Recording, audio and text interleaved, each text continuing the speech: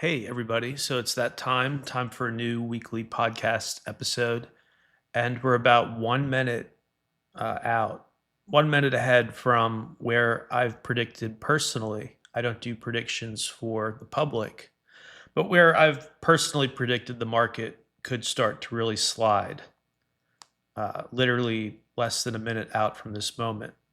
And as of right now, the NASDAQ is up 60 points. The Dow Jones is up 120 points. So we'll see if my theory plays out here. But over the last week, it's been difficult to be a YouTuber and a little pundit over on my X account, former Twitter. It's been hard to do my job as a journalist because all this news is coming out about tariffs. And, I try to put on my thinking cap and do my best analysis for you guys. And I've gotten some very nasty comments over on YouTube over the last week from these diehard Trump supporters who are like, trust the plan. And my hair, the hair on my back goes up when I hear this trust the plan crap, because that's what we heard in the first Trump term when the visible signs of success started to wear off. And then it was like, here's cult of personality, and here's some weekly riddles with the QAnon nonsense. He's really doing a whole bunch of stuff, even though he's not. And now it's like, where's the Jeffrey Epstein data that was promised to us now months ago? Where are the answers on the month-long mass UFO sightings off the coast of New Jersey? He promised that. We never got it. Where's the audit of all the gold that's supposedly down at Fort Knox? That was supposed to happen months ago, something else that we never got.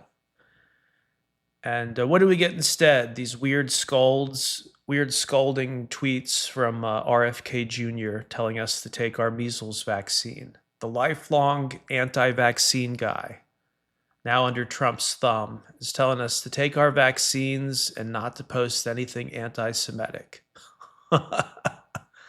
Number of people have called out RFK Jr. saying, what does this have to do with public health? You're posting these, social media screeds, these little tirades about people getting more anti-Semitic. Okay, what does that have to do with your job? And how did you become the vaccine guy after joining Trump's administration? So, for whatever reason, the market has tolerated a lot of abuse in terms of Trump's policies. And I got these commenters who tell me I'm all wrong and this is genius. And these people are saying, hey, you can live with one pair of shoes, and if you need to buy a new TV or a second laptop, now is the time to do it because we have to hunker down. We got to hunker down and make some really hard sacrifices for our country. And we have to do this reboot to break free of China's influence. And then just hours after these people abusing me in my comments section, Trump says, hey, exemption, the Trump White House says exemption for smartphones and computers, and Apple stock skyrockets. And wait a second. So we don't have to make these huge sacrifices then? Then what was the point of the market drop over the last couple months? So I look at what's happening, how we've aggravated China, and now they've done the worst case scenario. They've chosen to block exports of their rare earth minerals and processed rare earths and special magnets. And they apparently control 95% of the world's supply of these things, these not very well understood magnetic metals and stuff, that apparently all of our satellite technology and the microchips and the spaceships, it all needs rare earth. So the US, we just tied our hands behind our backs. Something we need that's far upstream of everything else. And they had no problem selling it to us. But now that we're in a crazy trade war, they've turned off exports of this stuff. And so I look out at American big tech, and these things seem like ghost ships to me. These are broken, leaking ghost ships until they get their rare earth supply back online. And nobody else seems to see that, or maybe people are in denial. Or maybe I'm a dummy. I've protected my downside by selling my stocks. because people are mean to me and saying, "Oh, you're just some greedy investor. You need to see the market do well." No, I don't. I'm so convinced of my theory. So convinced of my theory that I've sold out of stocks. I don't want to be exposed to something that I think is a loser right now. And until these tariffs are either completely reversed or until China allows the export of these needed rare earth minerals again, I think our economy is bricked. Have you ever seen the movie Avatar?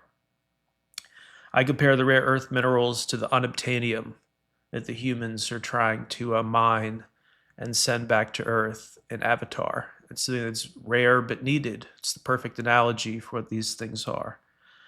And yeah, so maybe I'm wrong. Maybe I'm a dummy. Certainly, I've been wrong before about stuff. I've been right about some things. I was right about Bitcoin. I was right about Ethereum. And at the moment, my theory, again, it hasn't really borne out yet, but I'm investing more in gold. I would say silver, but I just closed out of my silver contract at a profit, and I converted most of those proceeds into gold, gold holding.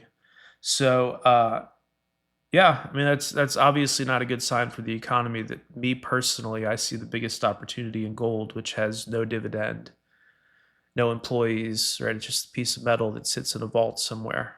And yet I don't know what else to do. This market again is completely bricked, and it seems like people don't realize it that we've really cut ourselves off at the knees here.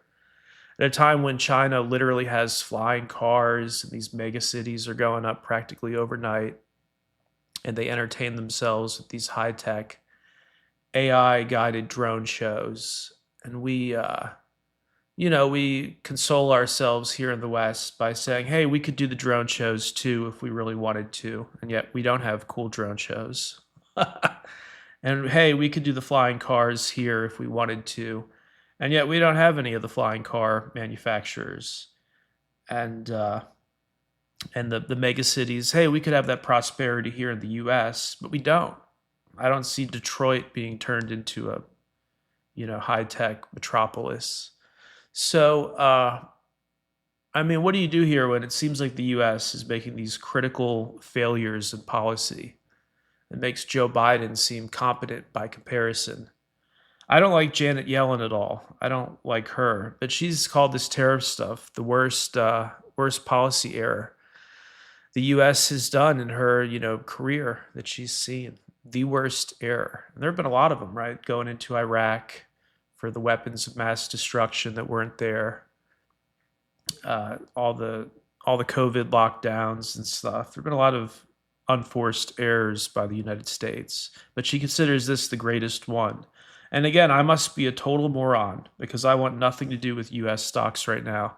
Simply because, again, this rare earth thing, these companies are now bricked. Until they get a reliable supply of these rare earth metals, what are they going to do? Just pretend that they're making stuff when they're not? Like absolutely devastating. And so, again, me personally, since people always ask in the comments and stuff, I've increased my gold investments. I still have investments in Bitcoin and Ether. I'm not sure if people are going to be as interested in the blockchain if things really collapse, if unemployment skyrockets and stuff. But that's what I see ahead. I see a very dark picture unless these tariffs are completely reversed, because it introduces so much uncertainty that step one is companies have to lay people off just to deal with the uncertainty of not knowing how much they're going to have to pay in tariffs. And tariffs are really the worst kind of tax because they're front loaded, right? So like an income tax, you pay after you've made your money. With a tariff, you're paying the government before you've sold your product. So absolutely disastrous from an economic standpoint. I'm not sure why the MAGAs are so hell-bent on a Great Depression, but this is how you get there. And I don't want to sound overly negative and bum people out. I know some people are still super psyched about Trump winning the election. That's old news. That's old hat. This again is a disastrous policy move, and we're headed full steam ahead, absolute full steam ahead toward a Great Depression type scenario. But if that's what people want, if that's what the world wants, then I think the answer, in my opinion, not advice, for me, the answer is something like gold, where there's no earnings call, there are no employees, there are no new products coming out.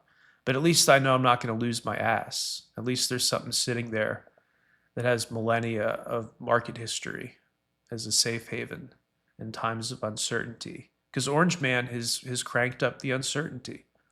And I don't really want to be in a market where my stocks are dependent on the latest posts from Trump on Truth Social or on X.